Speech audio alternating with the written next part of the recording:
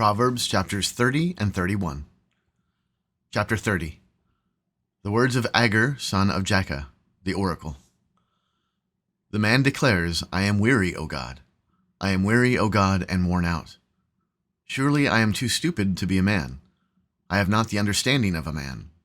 I have not learned wisdom, nor have I knowledge of the Holy One. Who has ascended to heaven and come down? Who has gathered the wind in his fists? Who has wrapped up the waters in a garment? Who has established all the ends of the earth? What is his name, and what is his son's name? Surely you know. Every word of God proves true. He is a shield to those who take refuge in him. Do not add to his words, lest he rebuke you, and you be found a liar. 2 things I ask of you. Deny them not to me before I die. Remove far from me falsehood and lying. Give me neither poverty nor riches. Feed me with food that is needful for me, lest I be full and deny you, and say, Who is the Lord? Or lest I be poor and steal and profane the name of my God. Do not slander a servant to his master, lest he curse you and you be held guilty. There are those who curse their fathers and do not bless their mothers. There are those who are clean in their own eyes, but are not washed of their filth. There are those, how lofty are their eyes, how high their eyelids lift.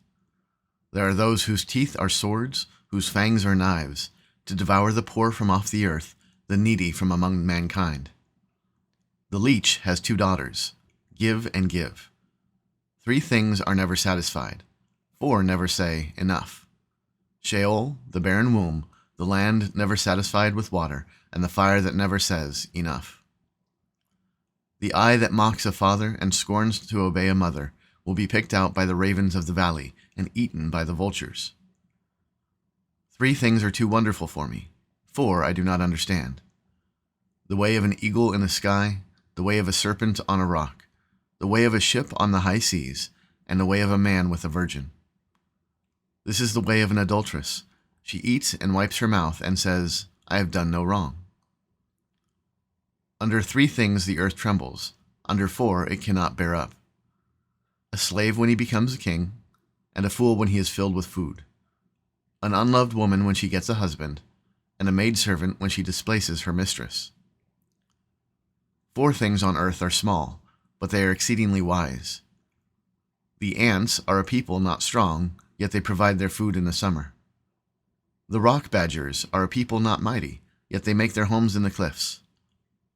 The locusts have no king, yet all of them march in rank. The lizard you can take in your hands, yet it is in kings' palaces.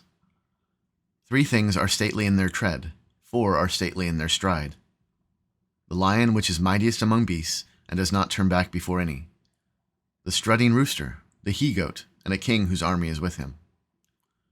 If you have been foolish, exalting yourself, or if you have been devising evil, put your hand on your mouth. For pressing milk produces curds, pressing the nose produces blood, and pressing anger produces strife. Chapter 31. The words of King Lemuel, an oracle that his mother taught him. What are you doing, my son? What are you doing, son of my womb? What are you doing, son of my vows? Do not give your strength to women, your ways to those who destroy kings. It is not for kings, O Lemuel, it is not for kings to drink wine, or for rulers to take strong drink, lest they drink and forget what has been decreed, and pervert the rights of all the afflicted. Give strong drink to the one who is perishing, and wine to those in bitter distress. Let them drink and forget their poverty, and remember their misery no more. Open your mouth for the mute, for the rights of all who are destitute. Open your mouth, judge righteously, defend the rights of the poor and needy. An excellent wife, who can find? She is far more precious than jewels.